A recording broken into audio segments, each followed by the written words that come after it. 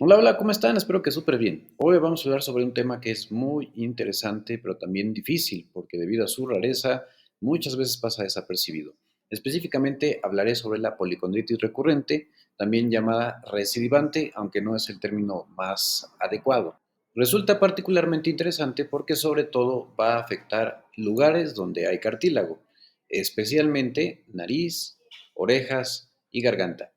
aunque no se limita a estos órganos, y es justamente lo que revisaremos en esta conferencia. Este es el contenido de lo que abarcaremos el día de hoy. Principalmente nos enfocaremos desde una introducción para ir revelando más o menos cuáles son las características epidemiológicas, clínicas, cómo se hace el diagnóstico, cuáles son algunos de los factores que están involucrados que hasta el momento se conocen y por supuesto las generalidades del tratamiento. La primera descripción de la policondritis recurrente la debemos a un médico austriaco en 1923, quien precisamente hizo una caracterización de un paciente o digamos, una disertación sobre un caso clínico en donde hubo principalmente afectación de las orejas, que se caracterizaba por ser recurrente y remitente, y que finalmente llevó a una disminución importante del calibre auditivo, así como una deformidad en silla de montar, que esto es importante porque hay que hacer una diferenciación aquí con algunos padecimientos como es la sífilis congénita o desde luego con la granulomatosis con poliangitis, que en este aspecto se puede parecer mucho, incluso también en el sentido de que puede inflamar zonas como los ojos, rara vez las orejas, pero sí la parte interna del oído, y especialmente el oído medio e interno, y desde luego pues tener algunas manifestaciones cutáneas que pueden eso llevar a la confusión, especialmente en ojos. Afortunadamente es una enfermedad muy poco frecuente, estamos hablando de una prevalencia de 3.5 a 4.5 casos por millón de habitantes. Parece ser que afecta sobre todo a caucásicos, pero se ha visto que afecta por igual a hombres y mujeres, salvo algunos fenotipos que ya hablaré más adelante, que son especialmente más agresivos y sobre todo en varones. Y algo también importante a tomar en cuenta es que por lo menos un 30% de pacientes que tienen esta condición van a presentar una comorbilidad inmunológica, que va desde enfermedad tiroidea, como la enfermedad de Graves-Basedow, que principalmente se caracteriza por hipertiroidismo, así como lupus o incluso síndrome de anticuerpo antifosfolípido. Hasta el momento no se puede considerar que sea una enfermedad ni genética ni que haya agregación familiar porque no se han descrito diversos casos en una sola familia. Lo que sí sabemos es que hay ciertos genes que tienen una mayor posibilidad de presentar esta afectación o dar esa predisposición, pero usualmente son modificaciones que suceden en el tiempo, ¿sí? La epigenética. Dentro de ellos está el HLA-DR4 y en la variante muy agresiva del VEXAS específicamente en el cromosoma X se presenta una modificación en el gen VA1 que está relacionado con la ubiquitinización, un proceso necesario para la degradación de proteínas durante la autofagia. Y posiblemente te preguntes, ¿autofagia? Sí, escuchaste bien. Esto quiere decir que la autofagia salida de control puede ser devastadora, como es precisamente el caso de la policondritis recurrente, especialmente esta variante asociada además a síndrome mielodisplásico. Ya sea después de un traumatismo, como puede ser en una lucha, vaya, las personas que practican artes marciales o lucha de esa grecorromana y reciben una lesión o bien una cortada o cualquier otro tipo de situación que afecte la integridad del cartílago, así como procesos infecciosos y algunas toxinas que incluyen desde solventes, pinturas, etcétera,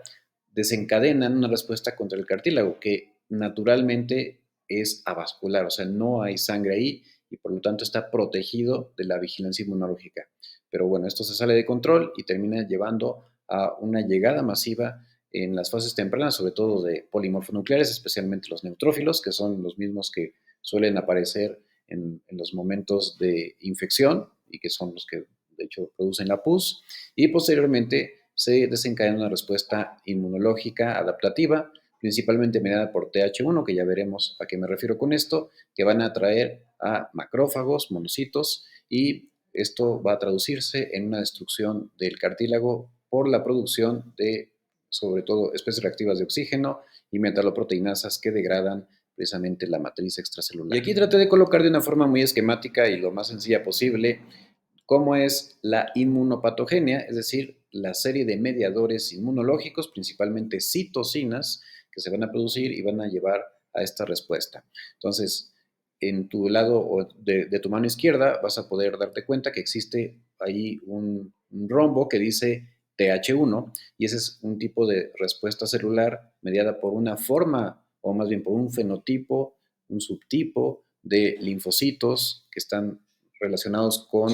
la protección adaptativa en condiciones normales, pero aquí pues resulta que ya no son tan protectores. Y entonces estos van a empezar a producir ciertas sustancias llamadas citocinas, como el interferón gamma, interleucina 12, lo cual a su vez va a llevar a la activación de otras células que son las que medían propiamente el daño, principalmente dirigiendo sus blancos moleculares al colágeno y también a la matrilina, que ya veremos qué quiere decir eso y qué implicaciones tiene. Y bueno, pues algo que se ha visto es que especialmente los macrófagos son atraídos a través de citocinas como el MCP1 o el MIP1, que es la proteína inflamatoria del macrófago, y va a producir metaloproteinasas como la 3, así como las catepsinas L y K, que son altamente destructivas en estos contextos. ¿Cuáles son los distintos componentes que están implicados en esta enfermedad? Bueno, existen diversos tipos de colágeno que son especialmente los más alterados o afectados durante el proceso. Especialmente es importante saber para qué funcionan a grandes rasgos cada uno, en dónde están presentes y con eso comprender cómo es que se afecta. Entonces, en el cartílago hialino, que sobre todo vamos a encontrar en las articulaciones diartrodiales, es decir, en las que hay dos huesitos en oposición que permiten una movilidad a manera de bisagra, es especialmente rico el colágeno de tipo 2, así como también ese cartílago se va a encontrar, por ejemplo, en las orejas y en las alas de la nariz. Entonces, el colágeno de tipo 9 es uno especialmente trascendente para darle mayor resistencia a la tensión. De hecho, se coloca más o menos de esta manera, entrelazando el colágeno de tipo 2 y permite que haya estabilidad. Vamos a encontrarlo sobre todo en la parte interna del oído o en el oído interno, también en el hueso y en el colágeno propiamente hialino. El colágeno de tipo 11 es otro que contribuye a dar esa resistencia, pero sobre todo evita que el colágeno de tipo 2 se desorganice. Y este lo vamos a notar incluso en el ojo, así como en el núcleo pulposo de las vértebras. Las proteínas oligoméricas de matriz que van a contribuir a esa estructura y finalmente la matrilina, que una de sus funciones es evitar la formación de vasos sanguíneos o vaya que el cartílago sea vascularizado y de esa forma manteniendo su estructura y funcionamiento. De hecho, los anticuerpos contra matrilina 1 se presentan en un 70% de pacientes que van a tener repercusiones respiratorias. Existen tres dinámicas para poder llegar al diagnóstico de una policondritis recurrente, en donde se deben de presentar al menos 3 de 6 criterios, en el caso de McAdam, que bueno, son en términos generales los que más se suelen utilizar, pero también están los de Damiani y los de Michet, que son igualmente útiles. Y bueno, esto en realidad simplemente es para que tú sepas que existen y es con lo que nosotros nos basamos para poder llegar al diagnóstico de una policondritis recurrente. En general, la mayoría de los pacientes no requieren una toma de tejido porque suele ser muy claro el cuadro sintomático y signológico. Y ahora vamos, en cuanto a las manifestaciones otorrinolaringológicas, que son por mucho las más comunes, 20% de pacientes suelen empezar con una inflamación de lo que llamamos el hélix, que es justamente donde está, bueno, el pabellón auditivo específicamente, que es donde encontramos el cartílago y tal como se ve en la figura de esta orejita de una jovencita, 20% comienzan ahí, pero con el paso del tiempo hasta un 90% van a tener compromiso de las orejas y llevando a deformidad. Incluso pueden producir esa oreja que le pasa a los luchadores de grecorromano o de artes marciales mixtas, que es la orejita en coliflor. Digo, no necesariamente va a ser lo mismo, pero puede ser muy similar y de hecho es algo que hay que tomar en cuenta. En el 15% de pacientes va a haber afectación de los cartílagos de la nariz, que si, por supuesto, si el tratamiento no es efectivo o se hace tardíamente, finalmente va a progresar a una depresión de la misma, causando esta deformidad en silla de montar en un 70%. En un 10% de pacientes puede haber desde el inicio una afectación de los cartílagos de la laringe o incluso de la tráquea, que con el paso del tiempo hasta un 50% termina incluso desarrollándose una obstrucción, y un porcentaje relativamente grande de estos pacientes van a requerir incluso de una traqueostomía para poder respirar de manera sana. La costocondritis puede suceder hasta en un 35%. Muy importante, recuerda, como te dije anteriormente, que sobre todo el colágeno de tipo 11 puede encontrarse en el ojo.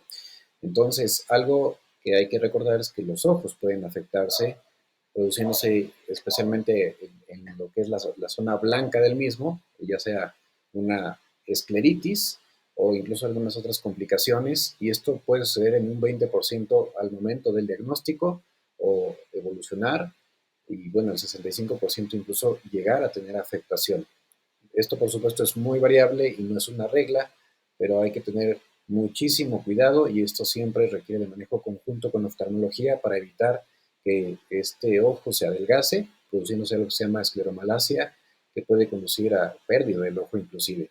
70-80% de pacientes van a tener algún tipo de dolor, puede llegarse incluso a generar una artritis erosiva, pues recordando que justo el colágeno de tipo 2 que se encuentra en el cartílago hialino se puede afectar, entonces no es raro de entender que esto suceda, aunque es especialmente frecuente que sobre todo sea la parte de la parrilla costal, es especialmente esternón y las costillas, lo que se llegue a afectar con mayor frecuencia. Igualmente, a nivel musculoesquelético, a nivel mucocutáneo, puede presentarse algún tipo de lesiones, ya sea en la piel, algunas unas formas como tipo ronchas, o también úlceras. Esto es especialmente más frecuente, sobre todo las lesiones de la piel, en aquellos que tienen adicionado un síndrome mielodisplásico, usualmente en el contexto de un VEXAS, que es este fenotipo especialmente agresivo, que sobre todo sucede en personas de mayor edad y que se asocia a la mutación en la proteína relacionada con la ubiquitinización de las proteínas. Y bueno, algo también importante que hay que recordar, hay una presentación muy, pero muy rara que se llama síndrome de Magic, en el cual hay una asociación con úlceras en la boca y en los genitales, que de hecho también esta asociación está vinculada con la enfermedad de Behçet. Entonces puede haber Behçet y la policondritis recurrente al mismo tiempo, que da origen a este síndrome de Magic, el cual es rarísimo. En toda mi vida yo solamente he visto uno, y eso que hice un alta en vasculitis, o sea que sí es de verdad. También existen fibras de colágeno en los vasos sanguíneos, por eso no es de sorprender que llegue a afectarse la aorta. Y la insuficiencia aórtica acontece en un 4 a 10% de pacientes, especialmente cuando tienen una larga evolución del padecimiento y se tuvieron que dar glucocorticoides por un tiempo prolongado. También puede haber regurgitación mitral, que pues es en realidad una forma de insuficiencia en la que digamos que se hace un prolapso de una de las valvas de esta que se encuentra en el corazón, y puede haber también otro tipo de afectaciones, desde inflamación aórtica, vaya aortitis, aneurismas aórticos en el abdomen, torácicos, con dilatación, puede haber pericarditis, alteraciones de la conducción, e incluso puede haber trombosis venosa profunda o trombosis arterial, especialmente si el paciente con este síndrome tiene además síndrome anticuerpo antifosfolípido. Muy rara vez, menos del 3% de pacientes pueden tener afectación de distintos componentes del sistema nervioso, principalmente el periférico, aunque también puede haber compromiso del sistema nervioso central. Dentro de aquellos que afectan la periferia, aunque estrictamente en realidad son todavía nervios que parten del cerebro y podría decirse que forman parte del sistema nervioso central, los pares craneales son los que más comúnmente tienen a tener repercusión, especialmente estamos hablando del oculomotor, o nervio del ocular externo, que produce lo que ves aquí en la figurita, que el paciente tenga una parálisis para ciertos tipos de movimiento ocular, lo que hace que el paciente vea doble. Puede también llegarse a inflamar el nervio óptico, y en menor medida pueden afectarse otros nervios como el facial o incluso el nervio del oído, que por sí solo puede conducir a la ceguera. En menor medida,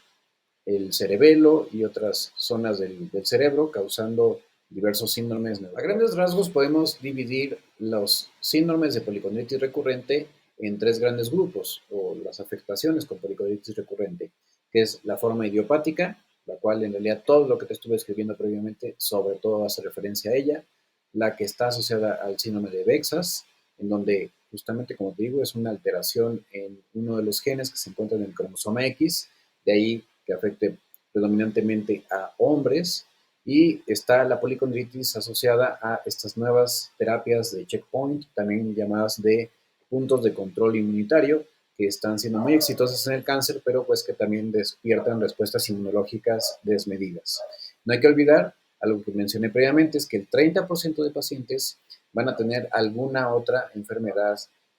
concomitante de tipo autoinmune. Lo que tú ves en las gráficas es la distribución en cuanto a la población y también la edad y complicaciones que pueden tenerse con mayor frecuencia. En el caso del Bexas, que es el que tiene el color anaranjado, como puedes ver, afecta muchísimo más a varones, al menos un 90%. En el caso de la policondritis recurrente, es de hecho menos del 40% que suele afectarse, o sea que es más común en mujeres. La edad de presentación es mucho más temprana en la policondritis recurrente, digamos, habitual. Está poco después de los 40 años, antes de los 50, en tanto que en el Bexas suele ser después de los 60 años. La fiebre es muy común en el contexto de Bexas, en tanto que menos del 10 o menos por ciento de pacientes con la forma habitual o la idiopática van a presentar fiebre. La afectación de piel también es poco habitual en la policondritis recurrente idiopática, tanto que es muy frecuente, prácticamente supera el 80% de aquellos pacientes con el síndrome de Bexas. Así que, sobre todo justo personas de mayor edad, varones con compromiso de la piel y fiebre, que prácticamente se presenta todos los días, hay que pensar, sobre todo, por supuesto, en un contexto de inflamación de los pavillones auriculares y de otras zonas de cartílago, en un síndrome de Bexas, y ahí sí está indicado hacer incluso eh, este pues este estudio genético, porque sí nos ayuda para el pronóstico. En cuanto a las repercusiones en ojo, también son mucho más comunes en el Bexas, pero como ya vimos, no están exentas en el idiopático. Pulmón y corazón, afortunadamente, son mucho menos frecuentes en el idiopático, pero son bastante comunes en, en el Bexas, aunque por fortuna no tan frecuentes como otras complicaciones, pero hay que tomarlo en cuenta. La proteína C reactiva suele estar notablemente elevada, por arriba de 6.5 miligramos por decilitro en el caso del Bexas, o 60 eh, gramos, miligramos por litro en el caso de, bueno, es que depende cómo se haga la medición, en el caso de este mismo, y en tanto que en el idiopático suele estar en 1 o 10, en 1 miligramo por decilitro o 10 miligramos por litro. Entonces, dependiendo de cómo se haga la medición, o sea que es menor en términos generales la concentración de proteína C reactiva, lo que habla también de una menor respuesta inflamatoria en general. Esta es otra cohorte, bueno, es un gráfico que hice a partir de otra cohorte que se hizo en Irán, lo cual nos habla de que puede haber pues notable variación en cuanto a las manifestaciones clínicas en diversos grupos. Por ejemplo, aquí la laringe se afectó en un 11.5%, la nariz 15.4%, la córnea 3.8%, o sea que sí es inferior a otras poblaciones, especialmente las Bexas, como vimos previamente. El oído interno 19.2%, o sea que sí es un poquito más. La oreja 34.6%, o sea que es en términos generales menos. Y articular también es poco frecuente, lo cual nos habla nuevamente de esta variación. Y algo interesante es que en Japón se encontró una mayor prevalencia de enfermedad de Graves en pacientes que tenían policondritis comparado contra personas que no tenían policondritis. Puede también haber mayor incidencia de síndrome de Sjögren, aunque no es tan común, menos del 4%. Y recuerda que hasta un 20-30% pueden tener otras comorbilidades, sobre todo lupus o incluso enfermedad de Behçet, vasculitis y hasta artritis reumatoide. Este es un gráfico que tomé del artículo que describe mejor las diversas opciones que se dieron de tratamiento a distintos pacientes.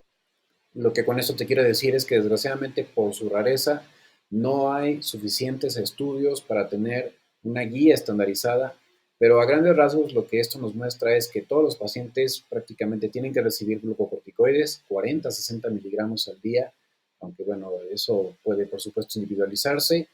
con algún fármaco modificador de la enfermedad, que aquí puedes ver los que más se emplearon fueron principalmente azatioprina, metotrexato, ciclofosfamida, leflunomida, miclofenato de mofetilo, anti-TNFs, por supuesto, bueno, depende mucho de la disponibilidad que hay.